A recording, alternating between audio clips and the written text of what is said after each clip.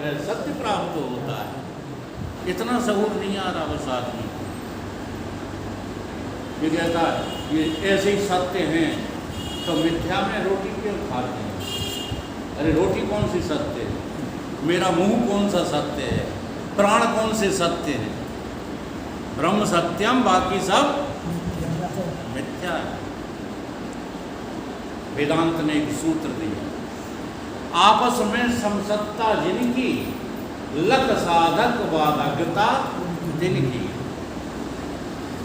तुम भी मिथ्या हो, हम भी मिथ्या हैं कि नहीं है?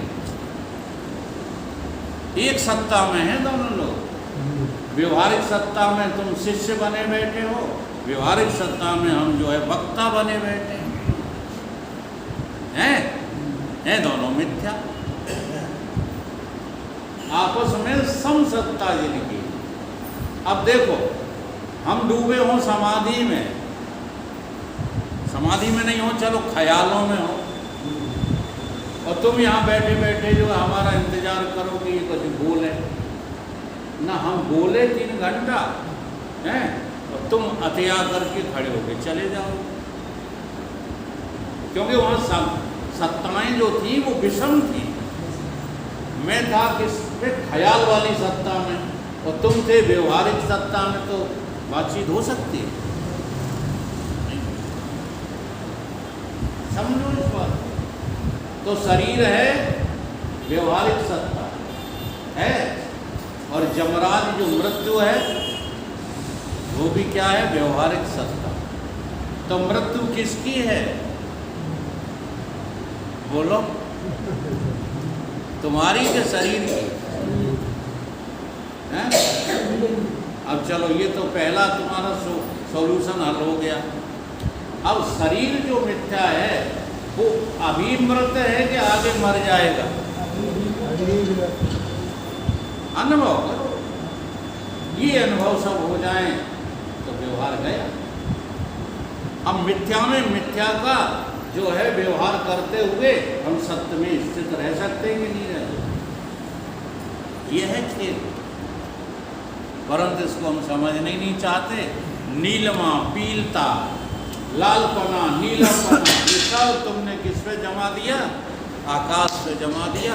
आकाश 3 कालों में नीला नहीं है, पीला नहीं है, लाल है। ऐसे ही तुम चेतन स्वरूप से न मरते हो, न जन्मते हो, न सुखी हो, न दुखी हो, न खाते हो, न पीते हो, न चलते हो, न फिरते हो, न क्रिया है, न कलाप है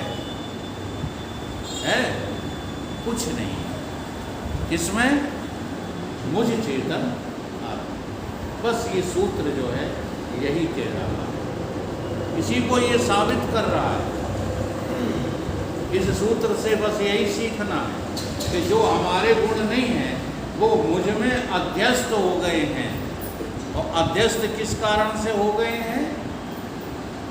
अविद्या से अध्यस्त हो गए। एक होती है विद्या, एक होती है अविद्या। विद्या में भी जो है गुण है और अविद्या में भी गुण है। अविद्या में जो है 2 गुण हैं, तमोगुण और रजोगुण, और विद्या में 1 गुण है। कौन सा? सतोगुण। बस ये खेल समझना है। जब सतोगुण दब जाता है, किससे? रजोगुण और तमोगुण से, तो वही आपकी जगह, आप ही की जगह है, अविद्या हो जाती है। उस अविद्या में तुम प्रवेश पाकर के उसके बस में हो जाते हो।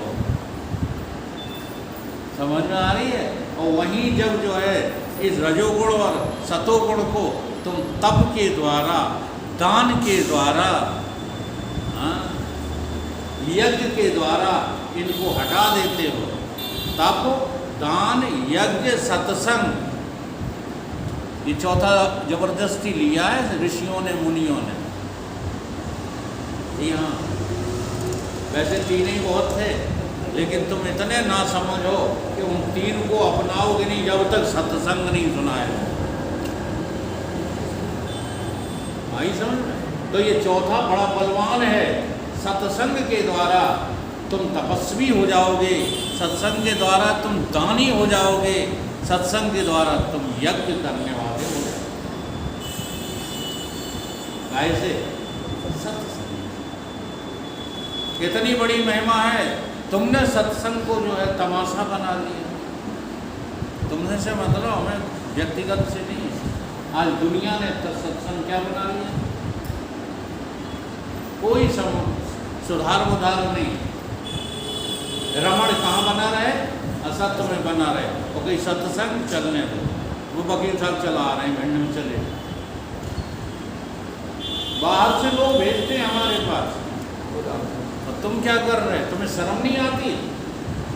जो तुम इतनी दूर से मेरे पास आदमी भेज रहे हो, तो वो चलाते हैं वहाँ सुनो जाके। तो तुम सत्संगी क्यों बनते हो? तुम क्यों नहीं चला रहे?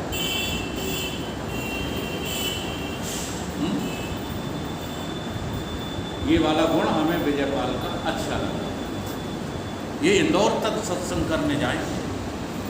व्यंग नहीं कस रहा हूँ, लेकिन अब इसमें थोड़ी सी ये ईमानदारी और अख्तियार कर लें तो फिर इनका सत्संग सफल हो जाएगा। आज भिंड में दूसरी वेदांत की कोई टीम ही नहीं बन पाई। क्यों नहीं बन पाई?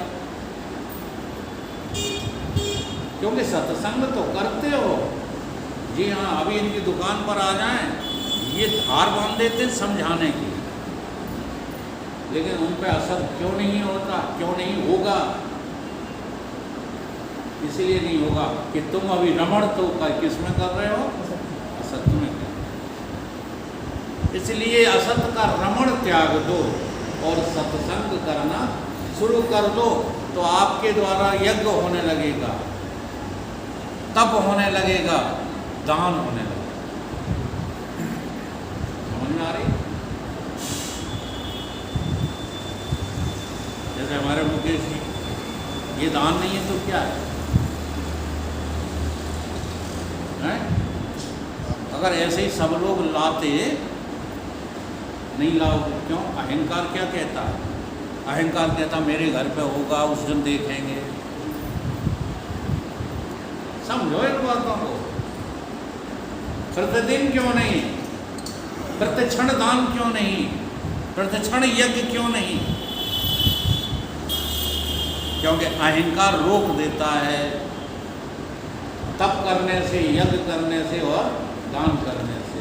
अहंकार को दूर करने की एक ही जगह है, उसका नाम क्या है? सत्य की चर्चा। जहाँ सत्संग होता हो वहाँ हमें नित्य जो है पहुँचना चाहिए।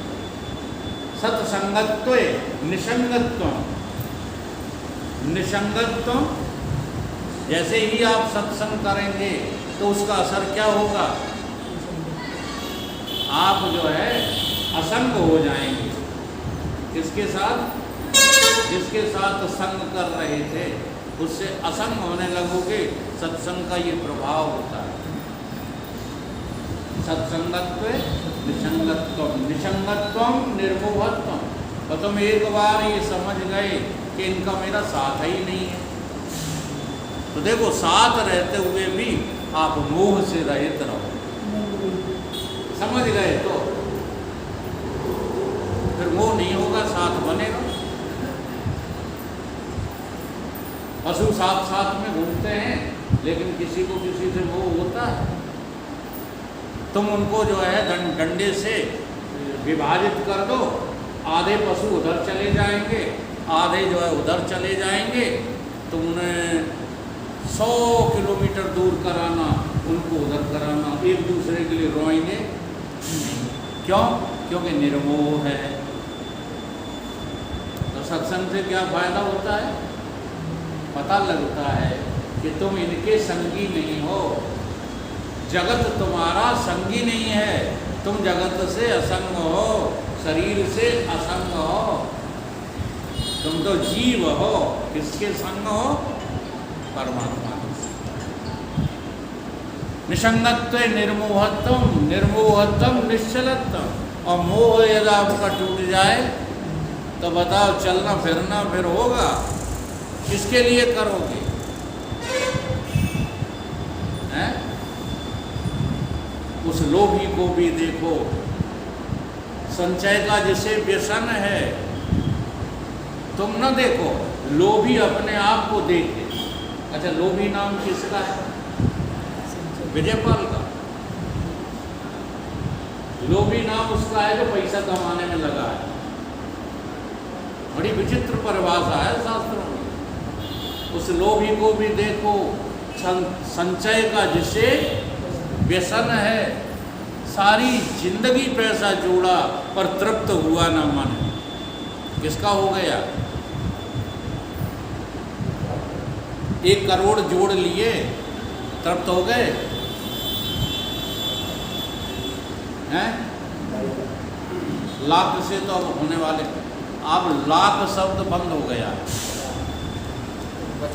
यानी किसी को लखपति कहना अपमान करना। अब धनवान कौन है? जो करोड़पति है। अब तो मरी चुखरिया के पास लाख रुपये मिल जाएंगे, हैं? किसको लखपति कहो?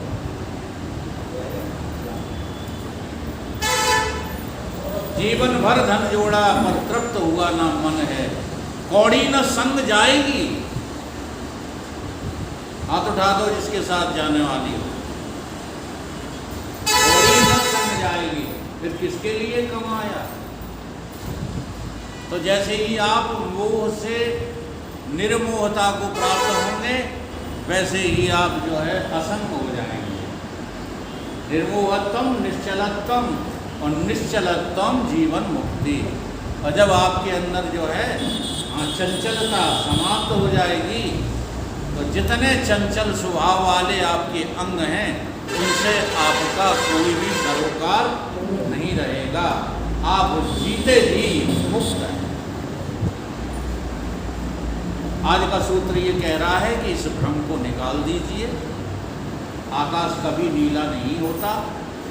आकाश तो अपने स्वभाव में ज्यों का त्यों है, ऐसे ही आत्मा कभी भी किसी भी विकार से, प्रकार से, किसी भी चीज से लिप्त नहीं होती। केवल आपने भ्रम पाल रखा है कि मैं अमुक का पिता हूँ, अमुक का पति हूँ, अमुक की पत्नी हूँ, अमुक मेरा मकान है। ये सिर्फ भ्रम पाल रखा।